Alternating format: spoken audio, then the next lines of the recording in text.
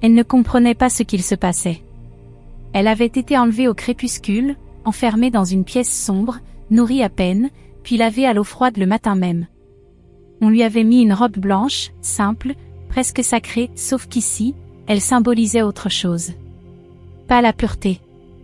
La marchandise. Elle avait 17 ans et n'avait jamais embrassé personne. Sa virginité n'était pas un choix. C'était une excuse. Une valeur. Un prix. Les hommes présents dans cette pièce poussiéreuse n'avaient pas de visage, juste des chapeaux sales, des bottes crottées, et des mains avides. On lui attacha les poignets derrière le dos. Elle fut poussée sur l'estrade, tremblante. Le commissaire-priseur riait déjà. « Messieurs, voici un joyau rare. Encore intact, comme le confirment nos dames. On commence à $100. » Elle ferma les yeux. Elle se disait que si elle mourait là, tout de suite, ce serait mieux. Et puis, dans le silence tendu, une voix grave s'éleva à peine. Pas une voix, en fait. Juste 2 mots. 300. Tous se retournèrent. Il se tenait au fond de la salle, debout, seul. Grand, silencieux, vêtu d'un manteau en toile usée, le chapeau bas. Personne ne le connaissait vraiment, mais l'on le reconnaissait. Jonas Miller. Fermier depuis 20 ans, vivant à l'écart, sans femme, sans histoire. Il n'avait jamais levé la voix. Jamais cherché compagnie. Et voilà qu'il posait 3 billets froissés sur la table. Le commissaire-priseur hésita, confus. « Tu veux, vraiment ça, Miller ?» Un simple hochement de tête. Pas un mot. Pas un regard vers elle. Et c'est ce qui la frappa. Il ne la regardait pas comme les autres. Pas comme une possession, pas comme une proie. Il regardait droit devant. Comme s'il avait déjà oublié pourquoi il était là. Il remporta l'enchère sans opposition. Et 2 minutes plus tard, elle se retrouvait dans sa charrette, la robe sale, les joues brûlantes de honte, mais vivantes. Et quelque part, au fond d'elle, un doute, peut-être qu'il ne l'avait pas achetée. Peut-être qu'il l'avait retirée d'un incendie. Le trajet fut silencieux. Il ne parlait pas. Il ne la touchait pas. Il ne la regardait même pas. Il conduisait simplement, droit, les yeux fixés sur la route. Elle s'attendait à tout. À ce qu'il l'enferme. À ce qu'il réclame ce qu'il avait payé. Mais rien ne vint. Ils arrivèrent dans une ferme simple, propre, entourée de champs dorés. Il l'aida à descendre. Puis, d'un geste, il lui montra une petite maison adjacente. « C'est pour toi. » Elle fronça les sourcils. Il ajouta, toujours sans la regarder, « Tu dors là. Tu manges si tu veux. Tu pars quand tu veux. » Elle resta figée. Il entra sans insister. Sur la table, elle trouva une assiette chaude, une chemise propre, et un mot griffonné. « Tu n'es pas à moi. Tu es à toi. » Et pour la première fois depuis des semaines, elle pleura. Non pas de peur, mais parce que quelqu'un venait de lui rendre son corps. Et sa voix. Les jours suivants furent étranges. Elle se réveillait tôt, souvent avant le soleil, le cœur battant sans savoir pourquoi. Elle passait la journée à observer le ranch depuis la fenêtre de sa petite maison. Jonas travaillait du matin au soir, sans se plaindre, sans bruit, sans jamais s'approcher d'elle. Il ne l'enfermait pas. Il ne la surveillait pas. Il la laissait exister. Elle n'avait connu que la peur, l'attente, la crainte du moment où on viendrait réclamer ce qu'on avait acheté. Mais ici, rien ne venait. Juste une assiette posée à la porte, des habits lavés, un coin de jardin qui lui désigna un jour en passant, « Tu peux y planter si tu veux. » Pas d'ordre. Pas d'exigence. Elle s'appelait Lian, fille d'un immigré chinois et d'une mère disparue. Elle avait grandi entre ombre et poussière. Personne ne l'avait jamais regardée comme Jonas Miller la regardait, ou plutôt, comme il refusait de la regarder comme une chose. Un soir, elle s'approcha de lui.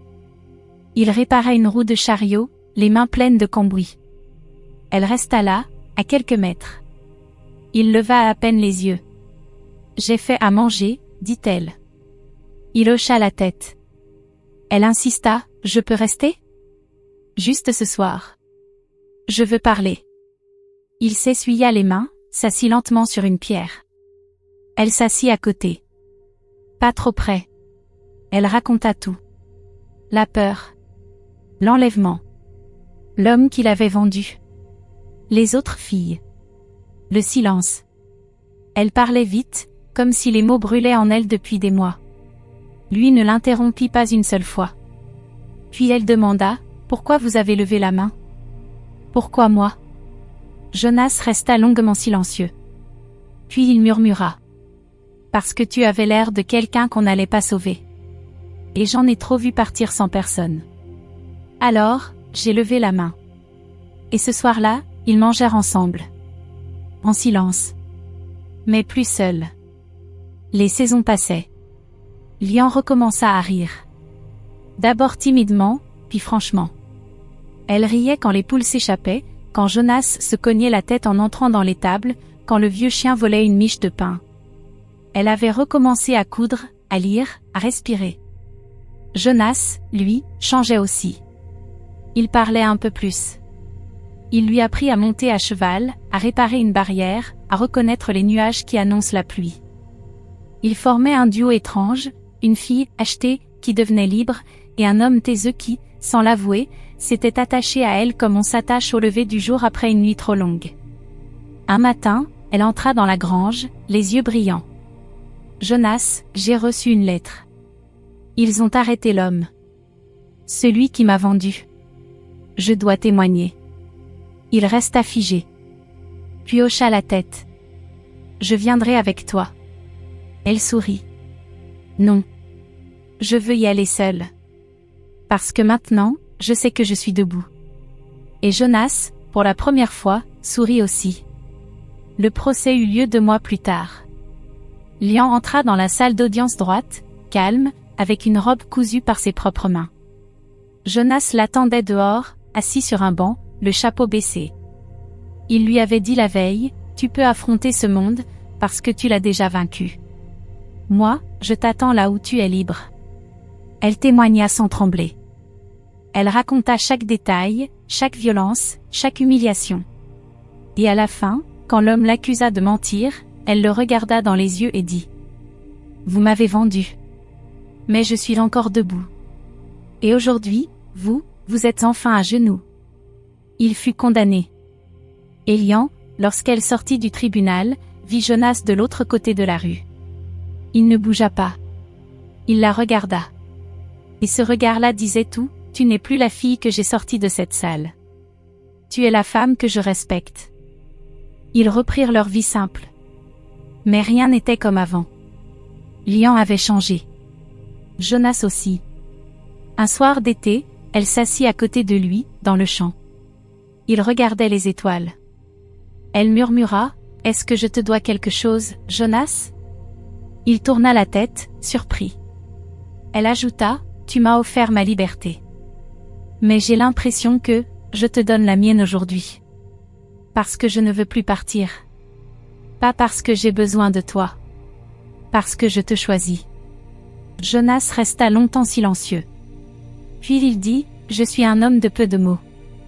Mais je crois que je t'ai aimé, depuis le moment où tu as pleuré sans faire de bruit. » Elle posa sa main sur la sienne. Et cette nuit-là, ils se sont embrassés pour la première fois. Le village finit par se taire. Les rumeurs s'éteignirent.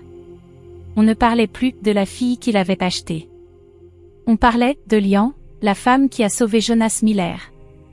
Elle était partout, dans les marchés, dans l'école du village où elle apprenait le français aux enfants d'immigrés, dans la bibliothèque où elle donnait des cours de lecture aux femmes du coin. Et dans cette ferme, qu'elle transforma peu à peu en une maison chaleureuse, vivait désormais un amour discret, mais indestructible. Jonas, chaque matin, posait une fleur sur la table. Lian, chaque soir, la faisait sécher dans un carnet. Pas par romantisme. Par gratitude. Car ils savaient tous les deux que ce qu'ils avaient bâti ne venait pas du désir, mais d'un miracle tissé dans le silence et la dignité. Des années plus tard, on interrogea Lian lors d'un documentaire sur la traite humaine. On lui demanda, « Vous avez été vendue, mais aujourd'hui, vous semblez heureuse. Comment avez-vous survécu à ça ?» Elle répondit, les yeux calmes. J'ai été vendue. Mais j'ai été vue. Et l'homme qui m'a acheté, m'a offert quelque chose que personne ne m'avait donné avant, le droit de dire non, le droit de partir, et le droit de rester si je le voulais. Alors j'ai choisi de rester. Et c'est ainsi que je suis devenue libre. Et derrière elle, dans le champ, Jonas réparait encore une clôture. Comme toujours. Comme depuis le premier jour. Et c'est ainsi que la fille muette, vendue comme une vierge, était devenue la voix de tout ce qu'on ne peut jamais acheter, la volonté, la dignité, et l'amour véritable.